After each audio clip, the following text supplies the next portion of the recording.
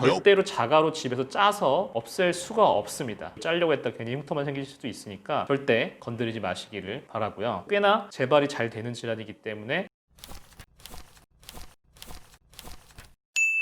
안녕하십니까 여러분, 배병기 원장입니다. 오늘은 피부에 울퉁불퉁한 요철을 일으킬 수 있는 질환 두 번째 시간으로 상대적으로 흔한, 하지만 이전에 얘기했던 사마귀, 쥐젖, 검버섯 이외의 질환들에 대해서 이야기해보는 시간을 가져보겠습니다. 오늘 제가 세 가지 질환을 골라서 왔는데요. 첫 번째는 비립종, 두 번째는 피지샘 증식증, 세 번째는 항관종입니다. 먼저 비립종에 대해서 알아보도록 하겠습니다. 비립종을 이야기를 들어보신 분들이 꽤 많을 거예요. 얘는 딱 거울을 보게 되면 뭔가 하얗게 안에 맺혀 있는 것처럼 보여요. 여드름은 아닌데, 곪은 적도 없는데 하얗게 안에 맺혀 있고 손으로 짜내려고 해도 잘 안 짜지는, 그게 바로 비립종입니다. 비립종, 그 하얗게 보이는 건 사실 각질 덩어리인데요. 얘가 이제 주로 생기는 부위가 주로 이렇게 광대, 햇빛을 많이 보는 곳에 생기게 돼요. 얘가 생기는 원인은 뭐 명확하지는 않지만 햇빛에 의해서 손상되었거나 화상에 의해서 손상되었거나 스테로이드를 오래 바른 피부 등 피부가 좀 손상되었을 때 그 부위에 잘 생기게 됩니다. 두 번째, 피지샘 증식증은 털 하나에 피지샘이 이렇게 하나가 붙어 있어요. 근데 그 피지샘이 크기가 굉장히 커지게 되는 것을 피지샘 증식증이라고 하는데요. 얘가 임상적으로 보게 되면 노랗게 뭔가 몽글몽글하게, 앞에 얘기한 비립종보다는 뭔가 좀 크게 이렇게 툭 튀어나온 경우도 있고요. 굉장히 보기 싫게 생기게 돼요. 뭐 당연히 주로 얼굴에 생기게 되고요. 피지샘이 증식해서 생기는 피지샘 증식증, 이렇게 생각하시면 되겠습니다. 마지막 세 번째, 항관종. 이 항관종으로 고생하시는 분들도 굉장히 많을 거예요. 이 항관종은 특히 눈 주변으로 이렇게 엄청 많게, 상대적으로 크게 우둘두둘하게 생기는 질환을 이야기하는 거예요. 얘가 생기는 이유는 이제 땀샘이란 게 있죠. 피부로 그 땀을 내보내는 그 덕트라는 관 구조가 있어요. 근데 관이 증식을 하게 돼서 또 한 개 있어야 될 관이 커지고 여러 개가 생기게 돼서 피부 겉에서 봤을 땐 튀어나와서 보이게 되는 것을 항관종이라고 하게 됩니다. 그래서 오늘 얘기 비립종, 피지샘 증식증, 항관종, 이렇게 세 가지를 제가 고른 이유는 치료가 어느 정도로 좀 비슷하기 때문이에요. 그래서 비립종이 같은 경우에는 치료는 여드름 압출하고 비슷하다고 보시면 돼요. 결국에는 비립종이 있는 부분에 레이저로 구멍을 뚫고 그 안에 있는 각질을 짜서 없애주면 치료가 끝나는 거예요. 근데 여드름하고 똑같이 생각하시면 안 될 게, 여드름보다는 상대적으로 깊게 존재하기 때문에 절대로 자가로 집에서 짜서 없앨 수가 없습니다. 레이저로 꽤 깊은 곳까지 구멍을 내준 다음에 압출을 해야 치료가 될 수 있기 때문이죠. 그래서 이걸 짜려고 했다 괜히 흉터만 생길 수도 있으니까 절대 건드리지 마시기를 바라고요. 두 번째, 피지샘 증식증은 역시 비립종하고 비슷해요. 입구를 만든 다음에 과증식된 피지샘을 제거해야 됩니다. 역시 압출하고 같은 방법으로 치료를 하게 되고요. 이 역시도 집에서는 절대 짜낼 수가 없기 때문에 반드시 피부과를 가셔가지고 간단하게 압출 치료를 받으시면 쉽게 끝내실 수가 있어요. 이 피지샘 증식도 꽤나 재발이 잘 되는 질환이기 때문에 생각보다 잘 치료를 받으셔야 됩니다. 마지막 세 번째, 이제 항관종의 치료인데요. 사실 항관종 치료가 굉장히 쉽지가 않아요. 일단 생기는 부위도 눈 주변이라고 말씀을 드렸죠. 피부도 굉장히 얇고 흉터도 잘 생기는 부분이기 때문에 땀샘의 관이 증식했다고 말씀드렸죠. 그 관이 굉장히 넓게 분포를 하고 있기 때문에 상당히 많은 부분을 파괴를 해야 돼요. 근데 많은 부분을 파괴하는 만큼 흉터가 생길 수 있는 가능성은 올라가게 되고요. 또 남겨진 부분이 있을 경우엔 재발도 잘하게 돼요. 그러니까 재발을 적게 만들기 위해서 너무 심하게 치료하게 되면 흉터가 생기고, 흉터를 고려해서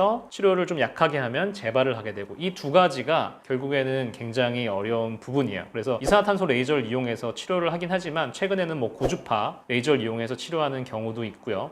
어쨌거나 의사의 경험과 역량이 굉장히 중요하기 때문에 항관종을 진단받고 치료하는 것은 반드시 피부과 전문의의 진료와 치료를 받으시기를 권장드립니다. 그래서 오늘은 피부에 울퉁불퉁한 요철 두 번째 시간으로 비립종, 피지샘 증식증, 항관종에 대해서 알아보는 시간을 가졌습니다. 앞서 말씀드린 사마귀, 쥐젖, 검버섯과 함께 이런 요철들이 있을 경우엔 반드시 정확한 진단을 해야 치료를 할 수 있기 때문에 피부과 전문의의 치료를 받으시기를 권장드립니다. 제 정보가 유용하셨다면 많은 구독과 좋아요 부탁드리고요. 더 궁금하신 점이 있으시면 이 밑에 댓글로 달아주시면 제가 최대한 성심성의껏 답변을 해드리도록 하겠습니다. 감사합니다.